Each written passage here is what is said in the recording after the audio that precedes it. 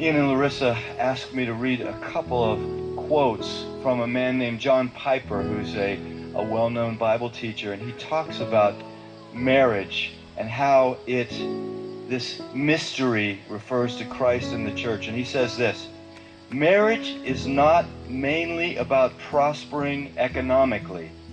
It is mainly about displaying the covenant-keeping love between Christ and his church. He says, knowing Christ is more important than making a living. Treasuring Christ is more important than bearing children. Either way, it is short. It may have many bright days, or it may be covered with clouds. But if we set our face to make of marriage mainly what God designed it to be, no sorrows and no calamities can stand in our way. Every one of them will be not an obstacle to success, but a way to succeed.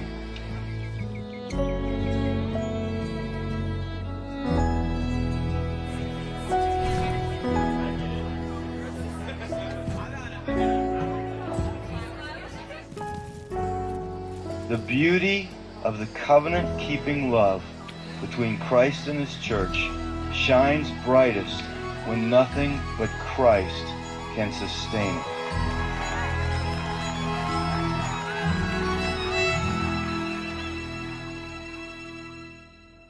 Ian and I first met in 2005 at college and had a blast for 10 months getting to know each other. And I was looking through and I found one of my favorite pictures, which I think was actually taken right before his accident. He set up a camera on his tripod, and it's just a classic Ian face that to me sums up who he is. We'd been dating for 10 months and he was working an extra job for his dad, and he was on his way to work near Pittsburgh. And we got a phone call that he had been in an accident, and we didn't know if it was when he got to work or on his way. And so we got down to Pittsburgh, and I was just praying the whole time in the car that it wouldn't be his brain. After being at the hospital for a few hours, we found out that it was, and he had been in brain surgery for a few hours and had suffered a traumatic brain injury. God totally spared his life. One night he was failing 4 out of 5 brain activity tests, and the next morning he was doing well and his brain was starting to respond again.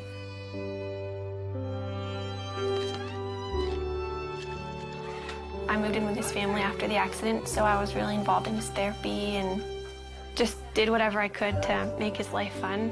We'd go out on dates, and looking back, it's weird because he couldn't talk and he couldn't eat. So we probably looked like complete weirdos being on dates, but we had a blast, and I just talked to him all the time.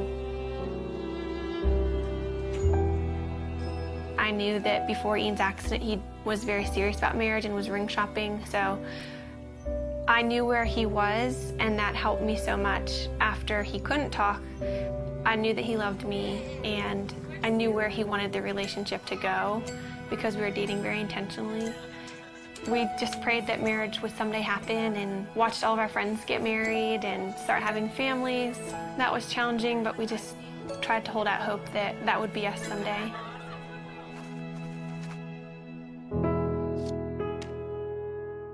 This is our board of gratefulness, and we encourage anybody who comes in to write a note of something that they're thankful for. It could be really small. Mine is just Saturday mornings, and it's just a good way that we've found to be just practicing gratefulness. And Ian, I think half of yours say my wifey, which is pretty cool.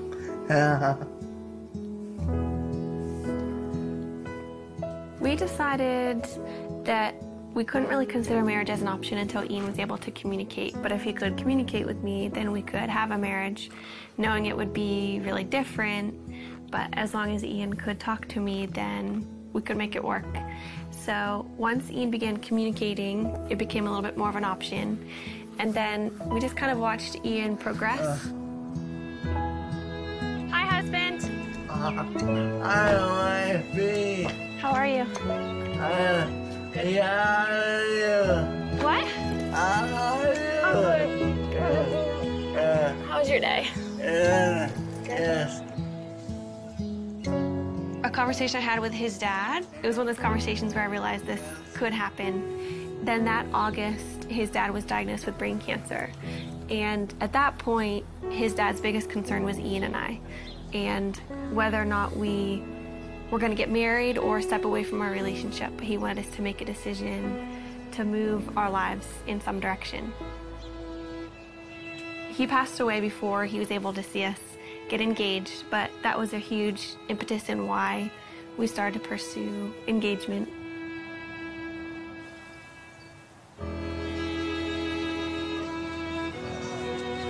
Throughout premarital counseling, we just used this momentary marriage.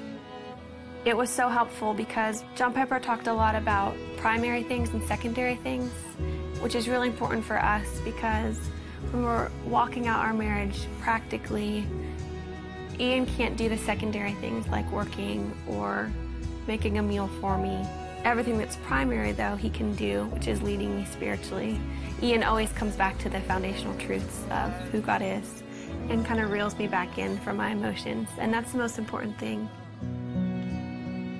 We have two friends that we're going through the book with.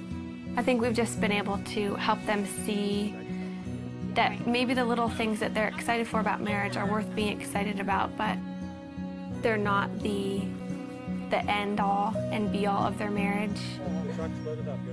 But we also have so much to learn, and we're learning from them and things that they share because our relationships are different and we can glean different things from each other.